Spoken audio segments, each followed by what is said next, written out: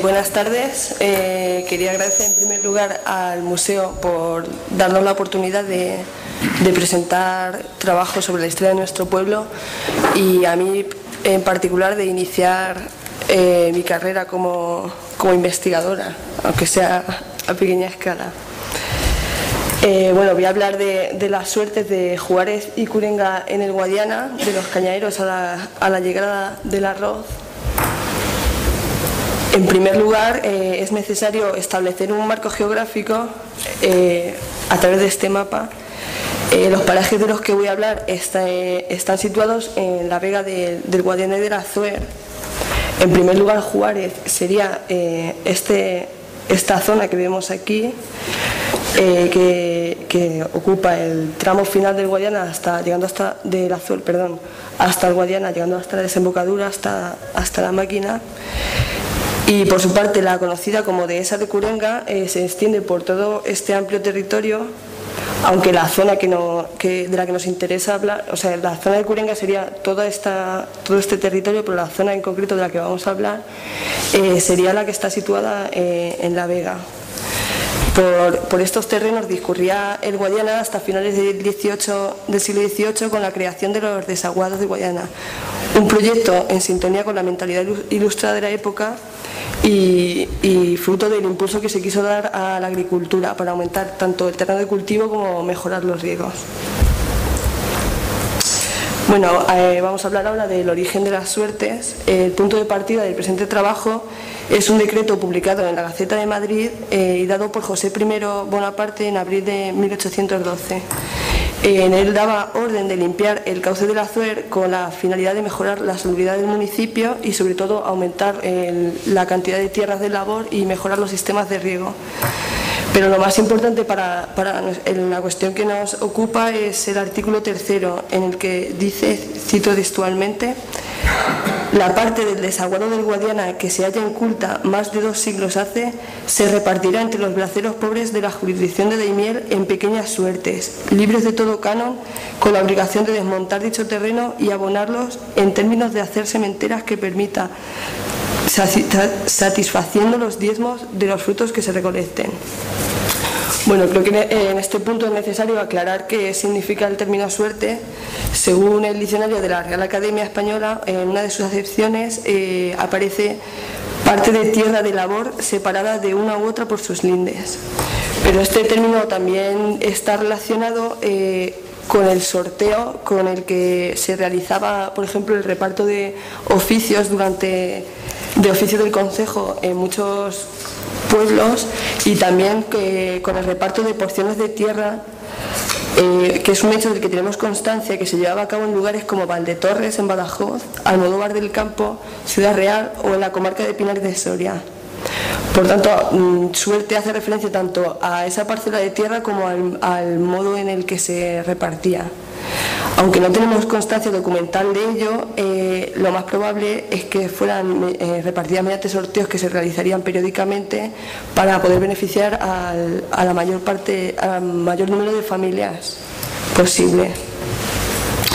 Estas tierras situadas en Juárez y Curenga eran de una excelente calidad, como veremos más adelante, pero tenían una contrapartida, por llamarlo de alguna forma, y es que al estar situadas en terreno pantanoso de vega, pues necesitaba un trabajo constante, puesto que proliferaban plantas típicas de estos terrenos encharcadizos como el carrizo o la espadaña. Como se ha apuntado antes, el decreto fue promulgado por José I durante la invasión francesa, pero con el regreso de Fernando VII y con el del absolutismo, toda la obra tanto del gobierno invasor como de las Cortes de Cádiz fue deshecha. En el caso de las suertes, no tenemos constancia de ningún documento que nos permita conocer si esta medida tuvo implantación o no, hasta 1841. Gracias a la obra de Diego Medrano y Treviño, Consideraciones sobre el estado económico, moral y político de la provincia de Ciudad Real. En ella menciona el decreto de José I, alaba la medida a la que califica como una feliz idea y señala que este modelo se había extendido a lo largo de todo el Guadiana y que poblaciones cercanas como Manzanares estaban viendo la forma de implantarlo. Por tanto, ante esta cuestión tenemos dos posibilidades. Por un lado, que esta medida se iniciase ya desde que José I diese la orden y tuviese continuidad hasta este momento, o bien que alguno de los sucesivos gobiernos liberales de estos primera mitad del siglo XX implantara la medida posteriormente. Sea como fuere, lo cierto es que podemos señalar que a la altura de 1841 estas suertes estaban en activo. Bueno, ahora voy a hablar un poco por encima de la desamortización, no voy a entrar en detalles, pero hay que señalar que ambos parajes pertenecían a la Mesa Maestral del Magro y por tanto a la Orden de Calatrava, y fueron objeto de los decretos desamortizadores de Mendizábal y de Espartero. La venta de ambos se produjo entre 1840 y 42, formando parte de lotes de tierra más grandes. Una de las cuestiones que caracterizó el proceso desamortizador de nuestro país fue precisamente esa, la venta de grandes lotes de tierra, que excluyó a los campesinos o labradores más humildes de poder tener acceso a esa pequeña propiedad. Por tanto, podemos decir que la desamortización no solucionó ese gran problema que fue el hambre de tierra y que históricamente ha afectado a nuestro país. Esta es además una cuestión clave de este trabajo, puesto que la finalidad de las suertes era servir de sustento a esas familias pobres que no habían podido tener, que no tenían acceso a la propiedad. Un aspecto muy interesante, señalar primero que la dehesa de Curenga es adquirida en 1842 por 22.150 reales, que fue su precio de salida, es decir, que no hubo un único pujador por ella. Y quiero destacar un caso insólito que sucede con las suertes del concejo, que es el paraje en el que se encuentra Juárez. Este fue adquirido en 1840 por Francisco Fisac por 81.000 reales, pero la venta fue anulada ante la queja de varios labradores de la localidad. Se procedió a una nueva tasación de las tierras y salió de nuevo a subasta por un valor de 30.675 reales. En la subasta hubo varios pujadores que llevaron a aumentar la cifra hasta los 321.000 reales. Esa fue la cifra por la que la adquirió Manuel Martínez, que en el mismo momento de la compra las cedió a Francisco Fisac. Pues en este punto se presentan varias cuestiones que no han podido ser resueltas por la falta de documentación, pero que voy a dejar en el aire para futuras investigaciones. Es posible que esos labradores que se quejan, que presentan la queja y que hacen que se anule esa primera venta, fueran los cañaeros y que vieran peligrar el cultivo de las suertes con la privatización de estas tierras. Y por otra parte, porque el interés de este lote de tierra se pone de manifiesto en la sucesión de pujas de varios individuos, porque su precio final multiplicó por 10 al de salida. Pues dejamos esta cuestión en el aire. Aquí hay un mapa topográfico de Daimiel, en el que podemos ver cómo en 1888 la zona de Curenga aparece cultivada, y sucede igual pues con la zona de Curenga. Y ya pasamos nos situamos a mediados del siglo XX. No tenemos noticia documental de las suertes ni de Juárez ni de Curenga hasta esta fecha. Será a partir de este momento cuando se dé comienzo al cultivo del arroz. Se conocía la extraordinaria fertilidad de estos terrenos, que van a ser adquiridos por varias familias originarias de Castellón. De 1945 es un informe agronómico que incluía el proyecto para la implantación del arroz en Juárez.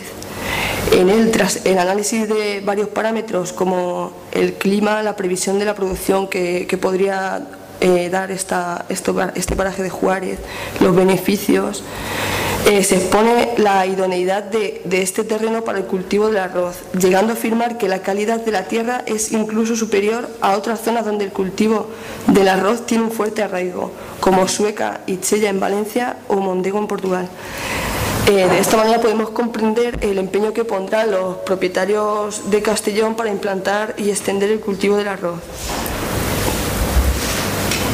Aquí tenemos un mapa que corresponde al vuelo americano Serie A, que fueron una serie de fotogramas aéreos que realizó el ejército estadounidense de nuestro país con finalidad militar, pero que en este caso nos sirve para observar cómo la existencia de estas cañas vemos aquí numerosas parcelas de pequeño tamaño e irregulares que se extienden por toda esta zona de Juárez y de Curenga.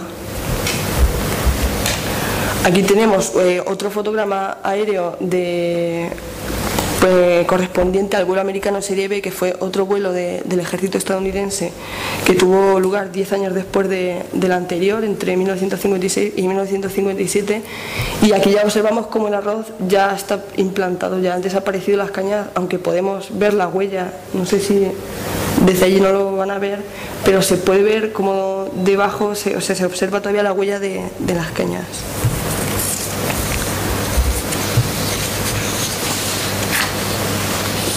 Bueno, podemos señalar que 1956 es cuando se da inicio al conflicto entre los cañaderos y los propietarios de Castellón, y que va a tener como escenario en este caso Curenga. Juárez ya en 1956 los cañaderos habían sido expulsados definitivamente. En este año en 1956 se publica la Ley de Saneamiento y Colonización de Terrenos Pantanosos, que se extienden inmediatos a las márgenes de los ríos Guadiana, Cigüela, Záncara y afluentes de estos dos últimos en las provincias de Ciudad Real, Toledo y Cuenca. Esta ley establecía que debía realizarse una delimitación de aquellas tierras que fueran consideradas de dominio público, así como aquellas que dentro de la superficie delimitada y siendo de dominio privado permaneciesen incultas, y todas ellas debían ser entregadas al Instituto Nacional de Colonización, que fue una institución creada durante el franquismo dentro de ese periodo autárquico que pretendía mejorar la agricultura, pues para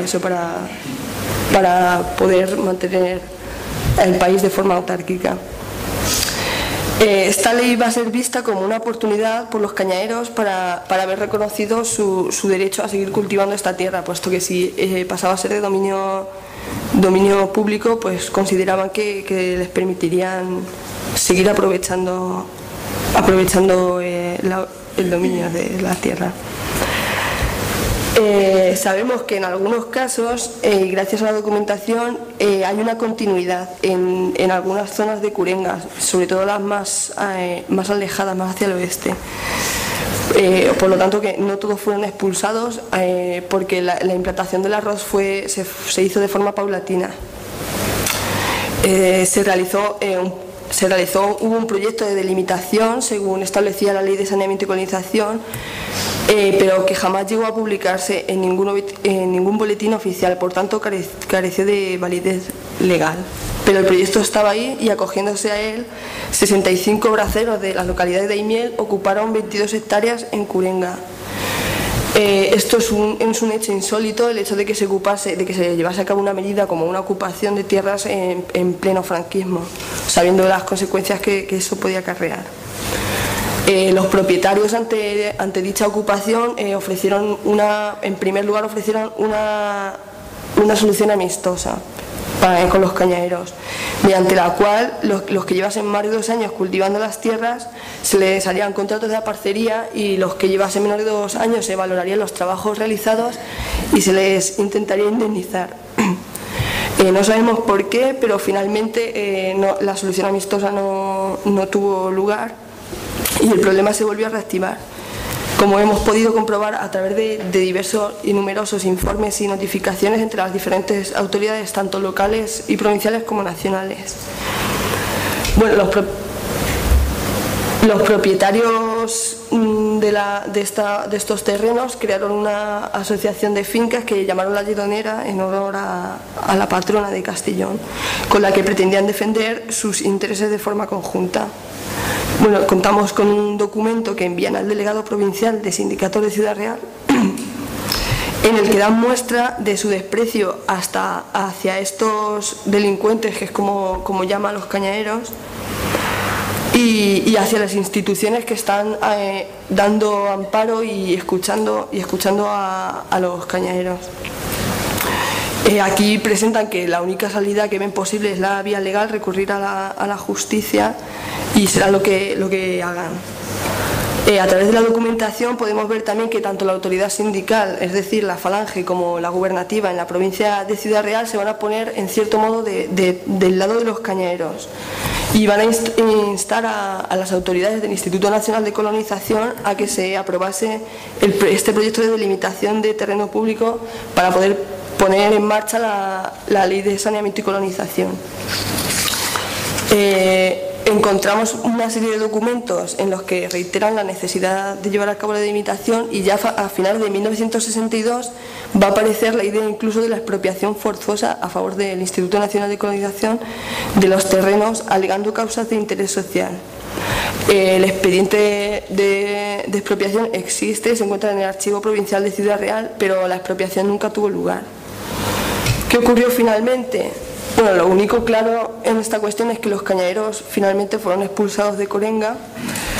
No contamos con ningún documento al respecto, pero sabemos que los propietarios de Castellón recurrieron a la justicia para defender sus intereses, y que sería gracias a su poder económico y social. Eran personas que tenían contactos con personas importantes del régimen, y además eran grandes propietarios, y que finalmente lograrían imponer su criterio, ya que, como hemos podido ver, la ley amparaba a los cañaderos, que además tenían de parte a las autoridades provinciales.